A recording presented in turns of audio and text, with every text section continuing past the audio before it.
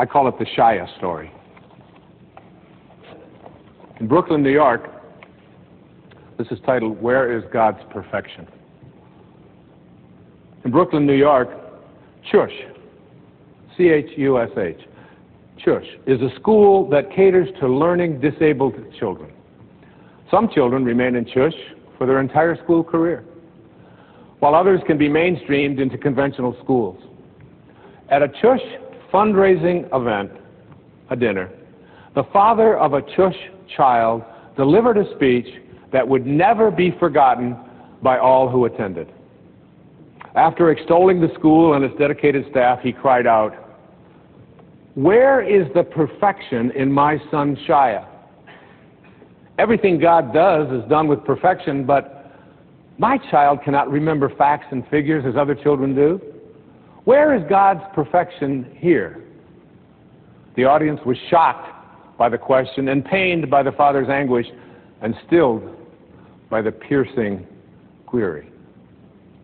"I believe," the father answered, "that when God brings a child like Shia into the world, the perfection that he seeks is in the way people react to this child." He then told the following story about his son Shia. One afternoon, Shia and his father walked past a park where some boys Shia knew were playing baseball. Shia asked his father, "Do you think they'll let me play?" Shia's father knew that his son was not at all athletic and that most boys wouldn't even want him on their team, but Shia's father understood that if his son was chosen to play, it would give him a sense of belonging. And as you know, Maslow's highest level of consciousness is on that pyramid is a feeling of belonging. And Shia never felt that way. Shia's father approached one of the boys on the field and asked if Shia could play. The boy looked around for some guidance from his teammates, and getting none, he took matters into his own hands, and he said, "Well, we're losing by 6 runs, and the game's in the 8th inning. I guess he can be on our team, and we'll try to put him up to bat in the 9th inning." Shia's father was ecstatic as Shia smiled broadly. Shia was told to put on a glove and go out to play in center field. In the bottom of the 8th inning, Shia's team scored a few runs, but they were still behind by 3. In the bottom of the 9th inning, Shia's team scored again, and now with 2 outs and the bases loaded, Shia was scheduled to be up with the potential winning run on base. Would the team actually let Shia bat at this juncture of the game and give away their chance to win? Surprisingly, Shia was given the bat.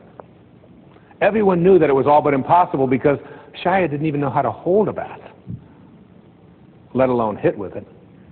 However, as Shia stepped up to the plate, the pitcher moved in a few steps so he could lob the ball in softly so that Shia would at least be able to make contact with the ball. The first pitch came in, Shia swung clumsily and he missed.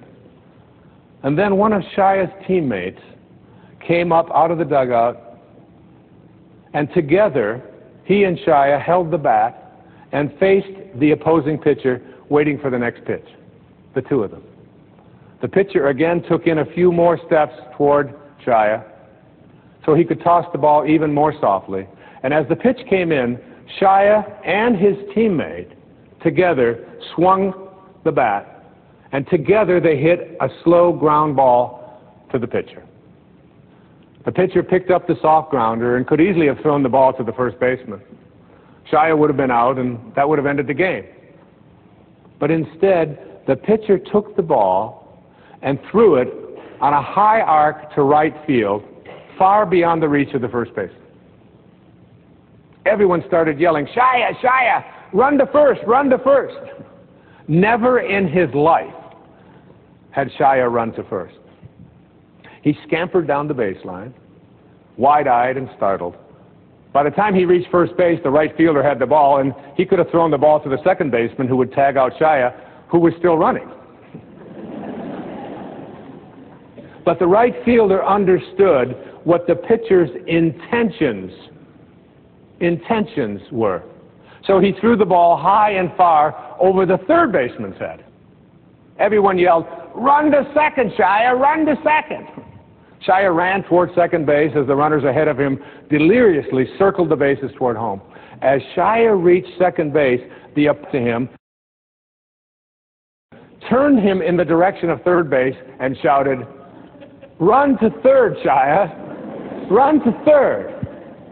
As Shia rounded third, the boys from both teams ran behind him screaming, "Shia, Shia, run home, run home."